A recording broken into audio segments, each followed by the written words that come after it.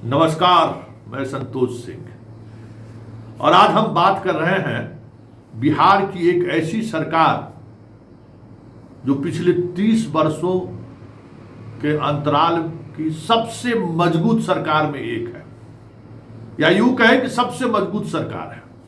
Double engine की सरकार और नेतृत्व बीजेपी के हाथ में, और नेतृत्व करता सम्राट चौधरी।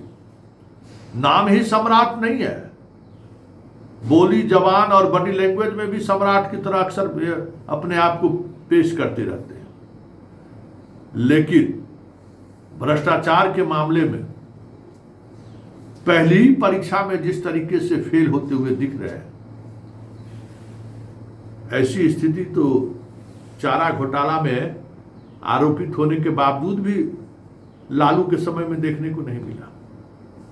नीतीश भी अगर गांडी उठा लिए तो फिर वो गांडी परिणाम के बाद ही रखते थे, लेकिन सम्राट चौधरी गांडी भी उठाए, तरकस से तीर भी निकाले, लेकिन ठीक छोड़ने से पहले ठिठक गए, क्योंकि सामने वाले लोगों ने ऐसा शब्द जाल बुना कि ये तय नहीं कर पाए कि हमें करना क्या है। जी हां, हम बात ऋषुश्री प्रकरण में हो रहे उस खेल की करने जा रहे हैं, जिस खेल में अब लग रहा है सम्राट लाचार और विवश महसूस करने लगे। दिल्ली से लौटने के बाद, अभी जो दिल्ली गए थे, दिल्ली से लौटने के बाद पटना पहुंचते ही इन्होंने स्पेशल विजिलेंस यूनिट की समीक्षा बैठक बुला दी थी, जो खबर आ रही है।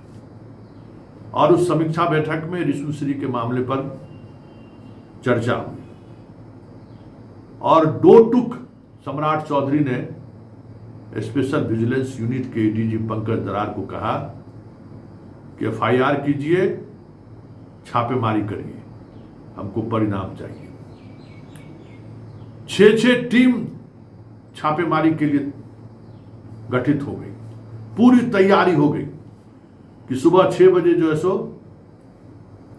रेड हो जाना है, एफआईआर दर्ज करने की पूरी प्रक्रिया शुरू हो गई। तभी एक साहब का अन्य मार्ग में प्रवेश होता है और वो कहते हैं कि एफआईआर की क्या जरूरत है, हम खुद कार्रवाई करते हैं, हम उसको कल सस्पेंड कर देते हैं। सस्पेंशन से बड़ा कोई कार्रवाई है क्या? पूरा 1 घंटे तक सम्राट चौधरी को समझाते रहे। अंत में कहा कि सर, अगर इस तरीके से आईएएस अधिकारियों पर एफआईआर दर्ज होगा तो फिर तो काम करना मुश्किल हो जाएगा। ये अधिकारी की धमकी कहे या फिर सलाह कहे। उसके बाद सम्राट ठिठक से गए, पूरी तैयारी धारी की धारी रह गई, छापेमारी नहीं हो सका। सागर और अभिलाषा गया और देखे ही होंगे कि आनंद फानंद में शनिवार को ऑफिस खोलकर दोनों को सस्पेंड कर दिया गया, बिना किसी चार्ज फ्रेम के, बिना किसी सौकोज पूछे हुए, बिना किसी कारण बताए हुए, बस सस्पेंड कर देना है। क्यों? कि जान बच जाए। एफआईआर दर्ज होगा तो फिर बात आगे बढ़ेगी, और बात आगे बढ़ेगी तो कई और लोग लपेटे में आएंगे।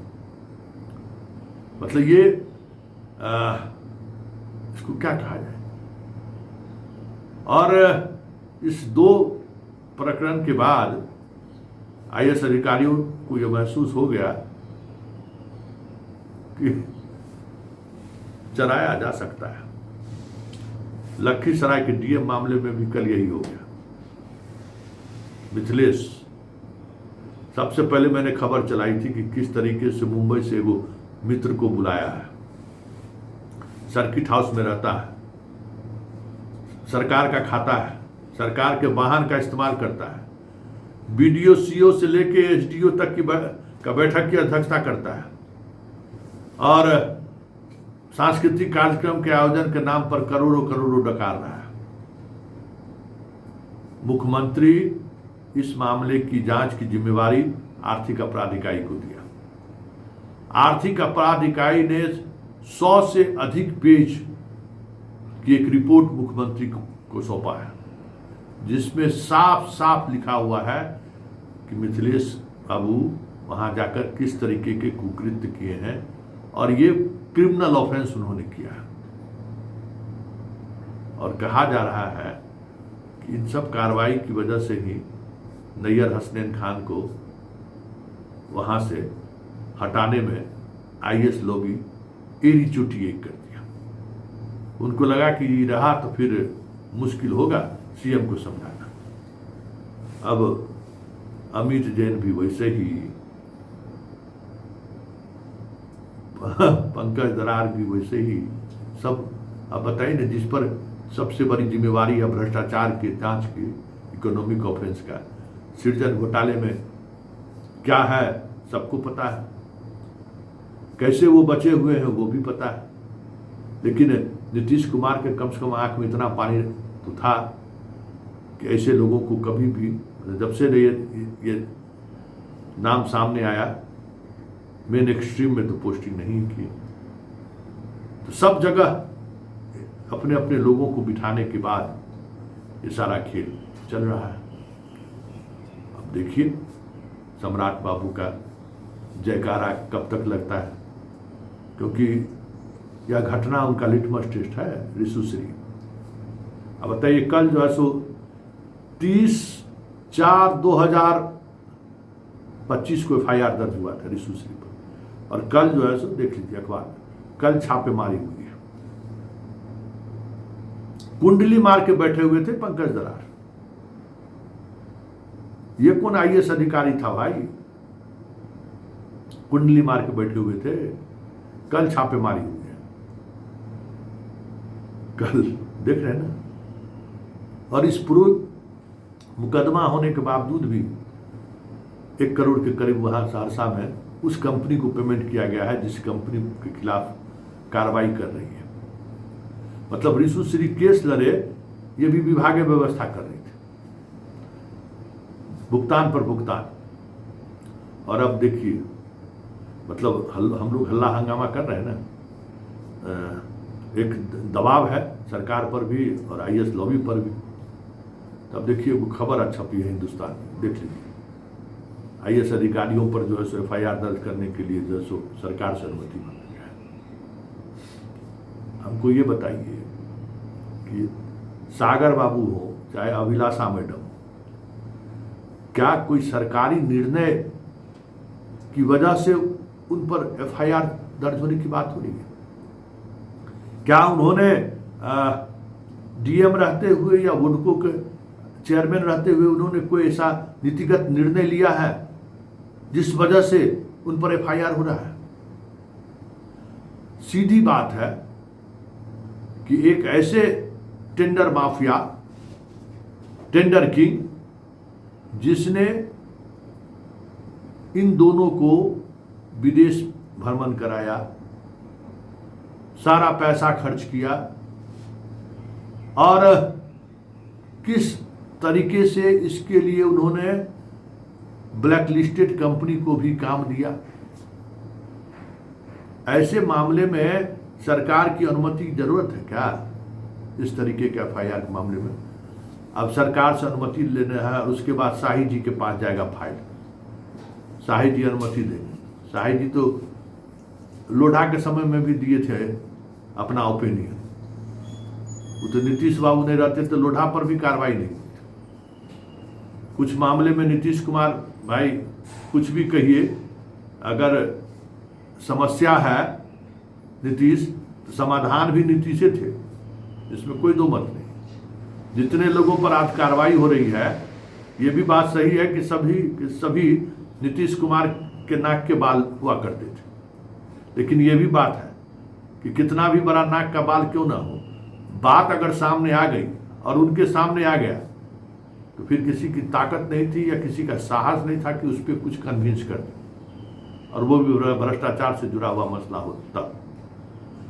तब जाएंगे हमारे शाही जी के पास, शाही जी का ओपिनियन आएगा कि इन पर FIR होना चाहिए नहीं होना चाहिए। ये तब जब ईडी का ये दोनों पत्र देख लीजिए। ईडी का ये दोनों पत्र 6 महीना पहले गया है स्पेशल विजिलेंस यूनिट के पास कि FIR दर्ज की थी। देख लीजिए दोनों पत्र, अभिलाषा और उस पर 6 महीने तक पंकज दरार बाबू कुंडली मार के बैठे रहे। देखिए भ्रष्टाचारियों के साथ कैसे पूरा सिस्टम खड़ा है। और जब हो हल्ला शुरू हुआ है तब अब अनुमति मांग रहे। 6 महीना से बैठ के क्या कर रहे थे जनाब, बताइए तो क्या कर रहे थे। और अब चले हैं सहरसा रेड करने के लिए। कहां सोए हुए थे? हाईकोर्ट से तो उसको दिसंबर में राहत मिला था।